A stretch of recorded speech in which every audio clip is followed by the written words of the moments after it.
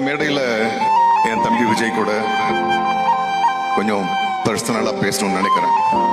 நீங்க பலமுறை சொல்லியிருக்கீங்க சார், பொதுவெளியில இதை அடிக்கடி சொல்ல வேணாம் சார், பட் இருந்தாலும் சொல்ல வேண்டிய கடமை எனக்கு இருக்கிறது.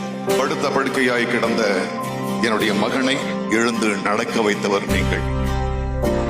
அதற்கு நன்றி கூற இந்த மேடை மட்டுமல்ல, எந்த ஜோடிலும் எந்த மேடையிலும் நான் அதை சொல்லிக் கொண்டே இருப்பேன்.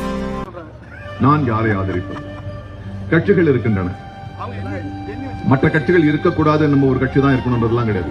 கட்சிக்கு ஒரு கொள்கை வேண்டும், கட்சிக்கு ஒரு கொள்கை வேண்டும். அப்பொழுதுதான் நீங்கள் வேற கட்சி நான் வேற கட்சினா எப்படி மாறுபடுவோம்? உங்களுடைய கொள்கை வேறாக இருக்க வேண்டும், என்னுடைய கொள்கை வேறாக இருக்க வேண்டும், ஒன்றாக இருக்க வேண்டும் என்ற அவசியம் இல்லை. ஆனால் ஒரு கொள்கை இருக்க வேண்டும். ஆனால் இப்போது என்ன?